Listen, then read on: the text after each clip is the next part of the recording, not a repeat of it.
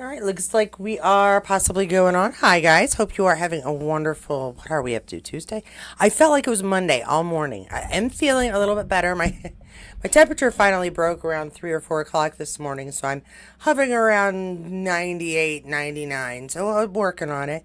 Thank goodness for fever reducers and the multitudes of medications I've been taking for the last 24 to 48 hours is impressive. But hopefully you are doing well. I only have a few things today. I really only have a couple of things.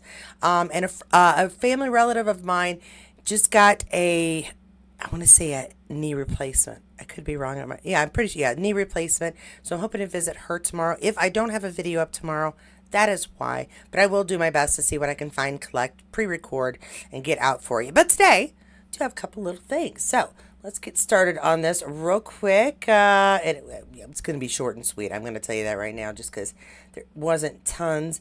I'm still working on some compilation videos here. But let's start off with a Caitlin O'Ryan thing here. Caitlin O'Ryan shares that Southampton, Bradley Taylor, poet, and I are coming for you. This is not until October, but I like to share these so people can plan.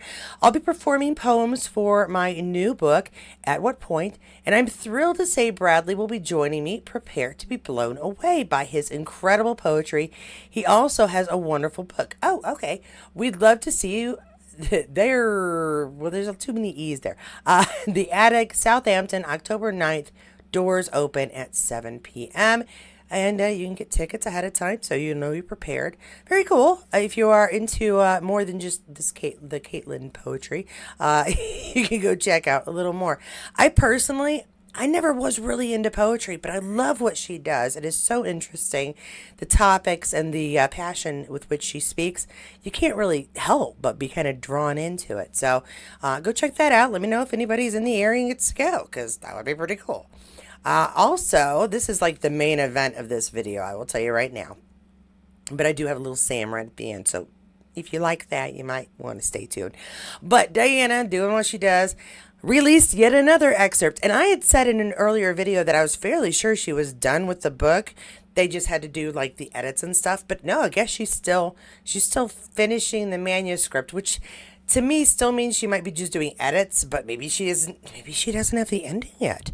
Maybe she doesn't know how it ends. She should ask Sam. He knows how it ends. But she shared this on Facebook.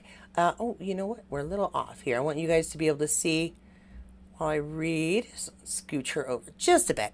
Dana Gabaldon shared this September 14th at 7 a.m. Oh, what did I just do? No! Hold on. Here we go. And here's a bit of A Blessing for a Warrior Going Out, which is the tentative title for her 10th book. Don't know what the finished title will actually be. And it says, no, there is not a publication date. I'll tell you when it's finished. And she does go on to kind of explain why in this, but I'm going to get to reading an excerpt from A Blessing for a Warrior Going Out, aka Book 10 of Outlander, copyright 2025, Diana Gabaldon. And she says, yes, I'm writing this book too. No, there isn't a publication date. Publishers, on the whole, would prefer to have a complete manuscript on hand before they go to the trouble and expense of announcing imminent publication. Makes sense. This is from William's first day on the Ridge, he having come to seek Jamie's help in finding Lord John. After hearing his story and naturally agreeing to help, Jamie and Claire put William up for the night. This is the next morning. Alrighty. We've got a good setup there. Are we all ready? I'm going to do my best to try to read this without too many mess ups. William washed his face. It was thick with stubble, but no point in trying to shave without mirror or soap, and made his way downstairs. The smell of food reached him at the top of the stairs and drew him down like a mosquito scenting blood, single-minded in his voracity. And a good thing, too, he realized as he entered the kitchen. He was so hungry that he'd suffered no hesitations regarding his welcome.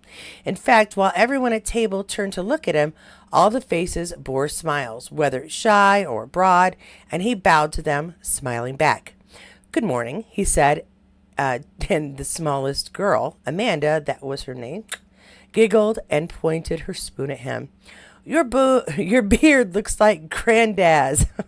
A ripple of stifled amusement ran around the table, but before he could think of something to say, Mother Claire rose and took him by the sleeves, showing him to a place on the bench beside Frances, who looked up at him demurely. I hope, I hope slept well, she said. Her cheeks were pink, but she met his eyes straight on, and he felt a slight jolt. Her eyes were very much like Jane's in shape more than in color. He'd forgotten that. Immensely well, I thank you, he assured her. Hold on here. A trencher appeared before him, piled with toast and bacon, and Amanda's brother, Jem, that was it. A tall, red-haired boy, skinny as an oak sapling, shoved a pot of strawberry jam across the table. What do we call him? The boy asked, turning to his grandfather. Uncle Billy? Oh, no. I don't think that's going to fly. I just really don't. William choked slightly on the mouthful of beer he'd just taken. Frances, Claire, and the three little girls all giggled, and he thought Fraser's might have done as well. Oh, he thought Fraser might have done as well, were he capable of making such a sound. As it was, Fraser kept a relatively straight face and replied, not unless he asks you to. Till then, you can call him Mr. Ransom, William cleared his throat. You may call me William for the present, if you like, he said to Jem. I haven't had any practice in being an uncle as yet. Oh, okay, that's a nice way to go about it. Okay. More beer, 8 excellent sausages, and a few dozen pancakes, liberally soused with butter and honey, and somewhat to his surprise, he discovered that he had somehow become officially Uncle Billy. More to his surprise, he didn't mind. Okay, so if you have any children in your life, you can try to tell them what your name is, but ultimately they're going to come up with their own thing. It's just the way it is. I will tell you a little bit about that when I'm done. Let's go here at some more. Oh, sorry. I'll be going to and fro on the ridge today, feeding my tenants, Fraser told him, brushing crumbs off his lap. He handed a fragment of toast to the big blue tick hound who had been waiting patiently by his feet and rose. Do you want to come with me? Yes, I suppose so, William replied, taken aback at the invitation. He remembered Mac the groom saying "feddled" with regard to grooming and feeding horses, but he supposed that Fraser merely meant that he proposed to tell his tenants that he would be gone for some time and arrange for payment of rents to some factor. Okay. Fraser nodded. Aye, good. I'll say you're my son, though most of them will ken it already after yesterday. Ooh, wonder what happened yesterday. He cocked a brow in question. Was that agreeable to William? That made his stomach drop another inch or two, but he nodded back. Of course. May I take time to shave? Aye, use the soap and basin in my room. It's the one in the front, on the left as you go up. All right. The room was large and pleasant, the window open for air, but screened with muslin to keep insects out, and the diffused light gave the room a pleasant, quiet feel, like being inside a cloud, despite the muffled racket from the kitchen below. William found himself breathing shallowly, aware of the unfamiliar, intimate scent of the room. The bed had not yet been made, and while the thrown-back sheets were clean, they held the faint, disturbing musk of recent bodies. If the intimacy of the Frasers' bedroom was disturbing, the intimacy of using Mr. Fraser's shaving soap was more so. It was soft, white Castile soap and smelled of olive oil, but also of basil and what he thought was marjoram, and could that possibly be geranium leaf? He hadn't seen or smelt geranium plants since he left England, and it gave him a brief sense of dislocation, a vivid sense of his Aunt Minnie's conservatory, redolent with foreign flowers and writhing exotic greenery. The thought made him feel more settled in himself. No matter what the future held, he still had both past and present, and those must be sufficient to keep him in countenance for what might come. Refreshed and clean-shaven, he came downstairs, ready to see exactly what fettling might involve. That's the end of that section. We've got another one coming up. That's enjoyable so far. Hey, Jackie, how you doing? Hi, Cynthia, and what are we doing? think it's some of the management in season 8. They need to get Jamie and William back together before the series is done. Well, I think, we're probably not going to see this exact scene, but absolutely, I do. There's no way they're ending the season with them split up and not having some sort of, not even reconciliation, but sort of understanding between them. I really don't see them ending this show without that. Okay. Another section, it says, they departed on horseback, Fraser bringing his rifle in case we run across something for the pot.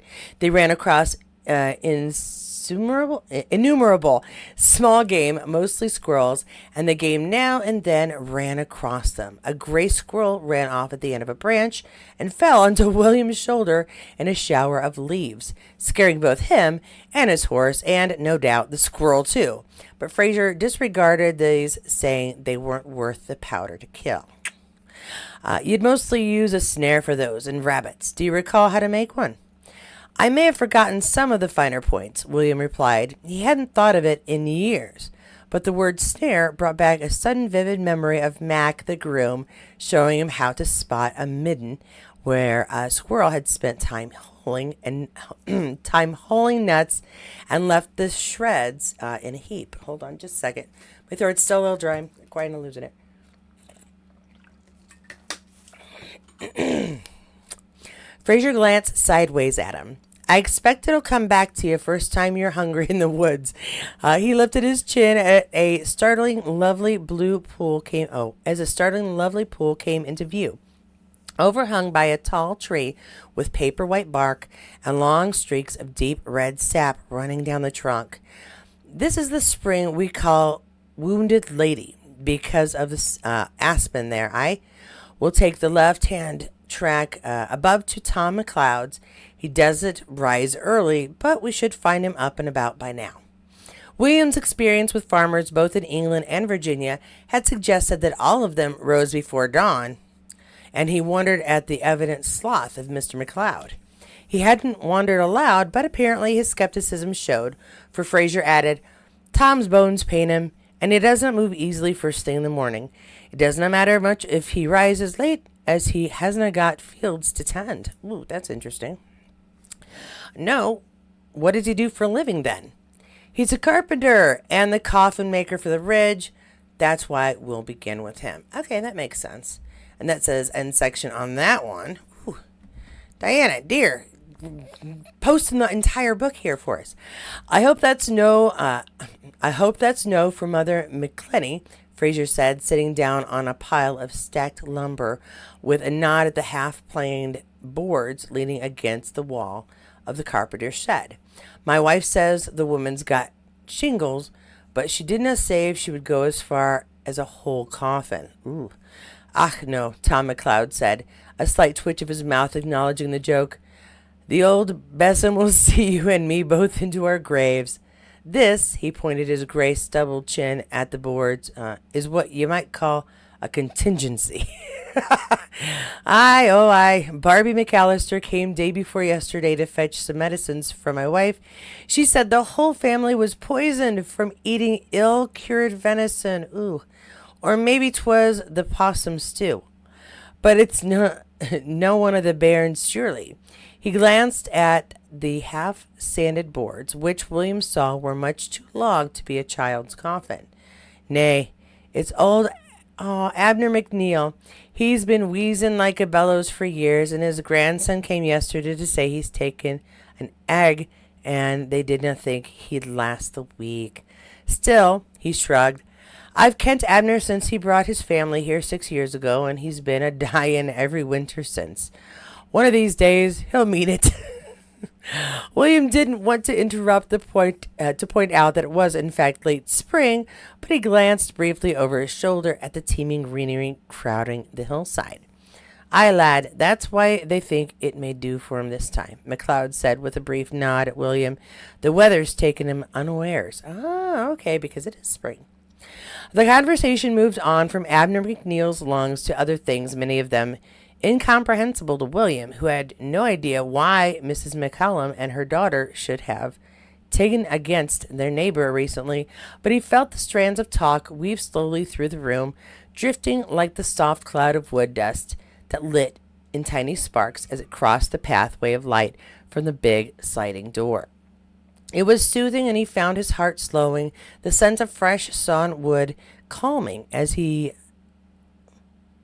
incense in a church. Christ, when he had last been at a church. Not since London, surely. No, there'd been some wedding in Philadelphia, one of Sir Henry's aides. London might have been on the moon as far as he seemed just as far away as it seemed just now. In Philadelphia, too. His heart clenched a little, remembering the brothel where he'd met Jane, and like a knife in his heart, the last time he'd come to Jamie Fraser for help. God, let me be in time this time. End section. And then Diana, that's a really interesting excerpt. That's nice. That's kind of like a day in the life of. The drawing above is from Donald McBain's The Scottish Fencing Master. Oh, I don't have that quite scrolled down. There we go. No, now I can't read the thing that says it. So there's the picture. That's why I use it. Written in 1728, and she includes that therefore in the public domain. So no one's getting any trouble for sharing this picture. Fairly interesting little, how do I say it? It's a life in the day, a day in the life of William on the Ridge is interesting. And you know what? I like the description Diane here has of him kind of sitting and listening to a conversation he can't quite follow and yet being comfortable in it. It reminds me of being a kid visiting my grandparents and like my mom and my dad and my grandparents would get in this conversation about folks that I've never met, never heard of, will never meet. But it was just like a comfortable space. So I can relate to that. Very cool. Thank you once again, Diana. Let's see, I've only got a couple of things today, but I'm going to move along because Graham did share a picture as well. Scooch that back into place. Graham McTavish shares, great to see my fellow dwarf Adam Brown in the delightful setting of Brighton. Look out for the wonderful film he has written starring Kiefer Sutherland coming out later this year. Very proud of Ori. Let me think. I haven't heard of the new movie with Kiefer, but that's cool. That is cool. Got a couple of pictures here. Does he have a thing about that? Let me see. Oh, that's very pretty. Nice lighting. Thanks, Graham. You always get a good one for us. That's very nice. Hey, Kathy. Oh, well, yeah. I'm excited about. We're going to get father and son together, and I really do think, I really do think that before the season or before the show is over, we're going to see them be family, or at least something close to it, you know? All right, speaking of our favorite Scott, I am going to scooch this over so we can see him and read you. Obviously, it says Outlander World over here. Outlander World is sharing Sam's favorite repost from Access. Outlander may be coming to an end in 2026, but Sam Yoon is revealing his favorite part of Jamie and Claire's relationship. Okay, let us see what this strange gentleman who I've never seen before might have to say. Jamie and Claire have such an epic love story that fans have been obsessed with for years, but I'm curious, what is your favorite part about their relationship? My favorite part of the relationship is that it's grown, it's developed. You know, it's a grown up relationship. We've seen them go from being, you know, very impulsive, very hot headed, clashing a lot, but also they've always been there for each other. And I think by the end or this final season, you know, you see two people that know what they've got to lose, that they've been through so much together, you know, pretty codependent by now, because they know that it's not worth living without the other partner. So yeah, it's beautiful. It's a beautiful relationship, and one I guess that we should all aspire to, or would like to aspire to. Yeah, and it's always been beautiful to see. Jamie's always been very, or has continued to be kind of woke for a man of his time. And Yeah. very emotionally intelligent and aware of his feelings and knows how to express those to Claire, which has always been very refreshing as a woman to watch. Yeah, he has. I mean, he's had his moments where he's Mhm. not, but that's what's great about him. He perhaps when he was younger would not think before he acted, or would act in a way that was, of the time.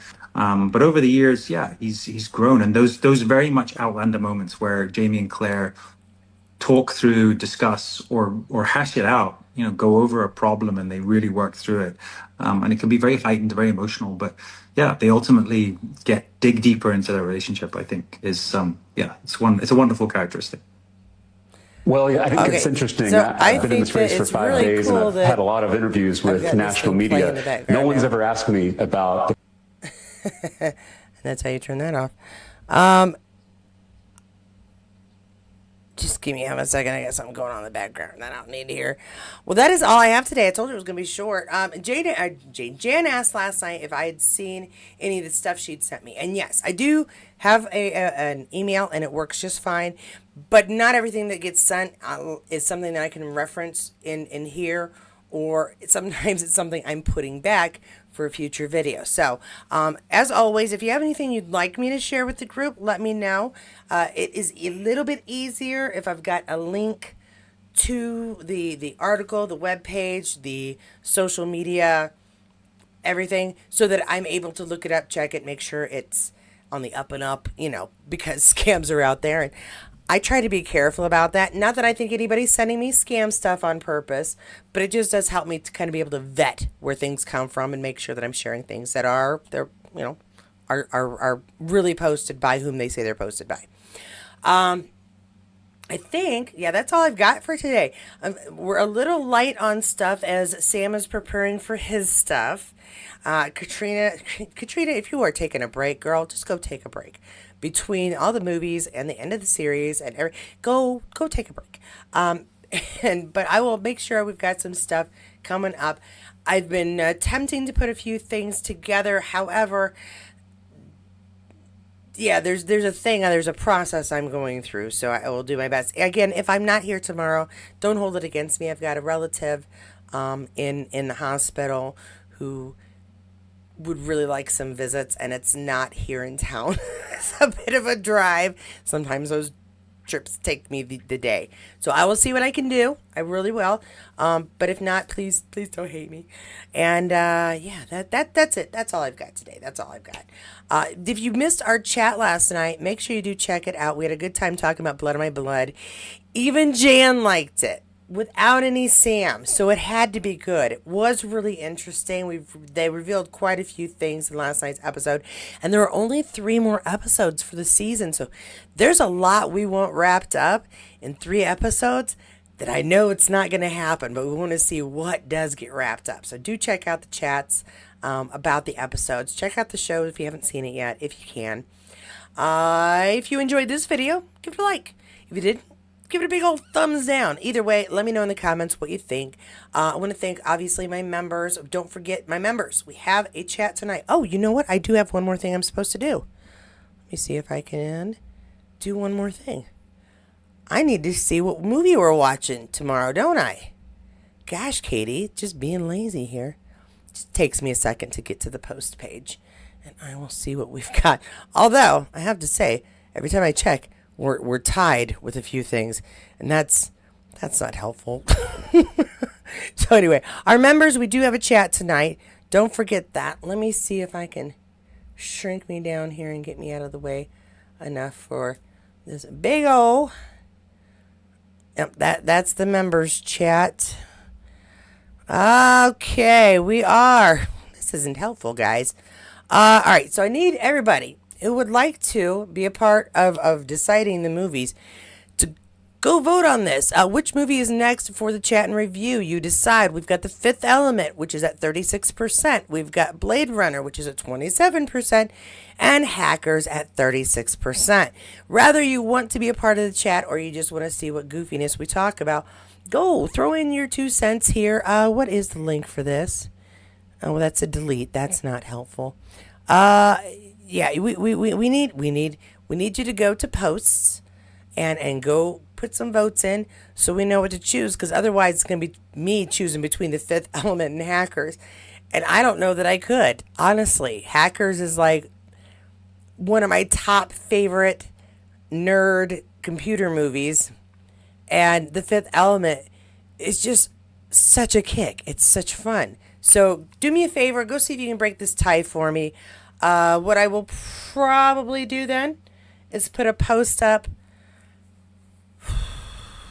after I'm done helping my daughter volunteer for a Girl Scouts thing tonight, and see what we have. Might have a special video, a short come out that says, "Hey guys, this is the one that wins. If you want to be a part of the chat, let me know."